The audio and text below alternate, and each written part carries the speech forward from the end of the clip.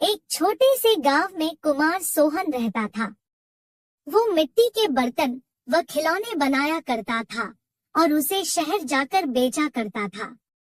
कभी कभी उसके 2-4 खिलौने बिकते तो कभी वो भी नहीं। जैसे तैसे उसका गुजारा चल रहा था। एक दिन उसकी बीवी शीला बोली, सुनो जी, क्यों न शहर जाकर कोई नौकरी ही कर लो। नौकरी करोगे तो महीने के अंत में कुछ धन तो आएगा। बीवी की बात सुन अब सोहन को भी ऐसा ही लगने लगा था, पर उसको मिट्टी के खिलौने बनाने का बहुत शौक था, लेकिन हालात से मजबूर था। बात तो तुम सही कह रही हो, पर कैसे उस हुनर को छोड़ दूं, जिसका नमक हम लोग अब तक खाते आए हैं। मैं जानती हूँ आप बहुत मेहनत और लगन से खिलौने बनाते हो, पर बाजार में बिक्री ना होने से अब हमारा गुजारा नहीं होता। अब तो यह हालत हो गई है कि रसोई में अन्न का एक दाना भी नहीं बचा। ठीक है, मैं कल सुबह ही शहर जाकर कोई न कोई नौकरी तलाश करता हूँ। अगले दिन वो शहर के लिए रवाना हो गया और एक व्यापारी के पास वह नौकरी करने लगा। सोहन वहाँ नौकरी करता तो जरूर था, पर उसका मन अभी भी अपने चाक और मिट्टी के खिलौनों में ही रहता था। समय बीतता गया।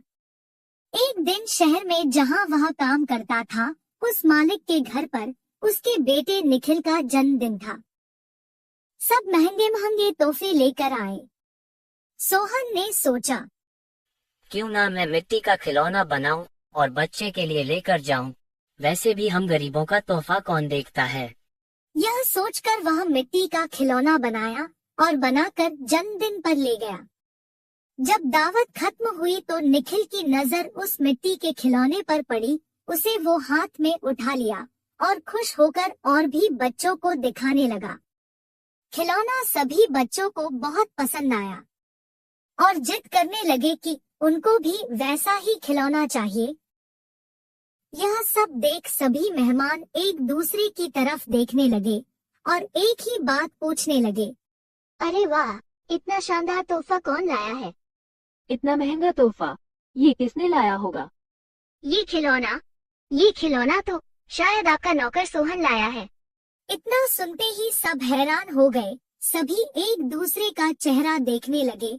तभी मालिक बोला, सोहन तो बहुत गरीब है, इतना महंगा खिलौना कहाँ से ला सकता है? हाँ, मैंने देखा है, ये खिलौना सोहन ही लाया है। ठीक है, सोहन को बुलाओ, उससे पूछो कि ये खिलौना वह कहाँ से खरीदा है। वहाँ सोहन आता है और सब उसी के तरफ देखते हैं। वह माहौल देखकर हैरान हो जाता है। मुझसे क्या गलती हुई, सब मुझे ही घूर रहे हैं। शायद मेरा खिलौना निखिल को पसंद नहीं आया होगा और बच्चों के सामने वो अपमानित होगा। कोई बात नहीं, मैं माफी मांग लूंगा। मालिक, क्या आपने मुझे बुलाया? हाँ सोहन, क्या यह खिलौना तुमने दिया है? हाँ मालिक। तुम यह खिलौना कहाँ से लेकर आए हो और इतना महंगा तोहफा तुम लाए कैसे? इतना सुन सोहन मन ही मन खुश होता है और मुस्कुराते हुए बोलता है, माफ कीजिएगा मालिक, ये कोई महंगा तोहफा नहीं है, यह मैंने खुद बनाया है। गांव में यही खिलौना बनाकर मैं अपने परिवार का गुजारा करता था, लेकिन इससे अब घर नहीं चलता, इसलिए आपके यहाँ नौकरी करने आया हूँ। अरे वाह, तुम क्या अभी है खिलौना बना सकते हो? और सभी बच्चे को तुम्हारा खिलौना बहुत पसंद आया है, इन्हें भी ऐसा ही खिलौना चाहिए।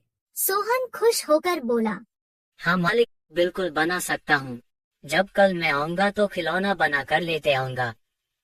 अगले दिन सोहन ने शानदार रंग बिरंगे खिलौने बना कर दिए। यह देख मालिक ने सोचा, क्यों ना मैं खिलौने का भी व्यापार करूं। वह अपने बीवी से बोला, सुनीता, सोहन खिलौना बहुत अच्छा बनाता है, उसे खिलौना बनवाकर शहर में उसका भी व्यापार कर लें।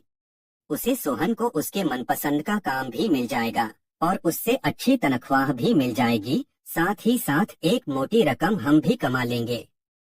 ये तो अच्छा विचार है जी।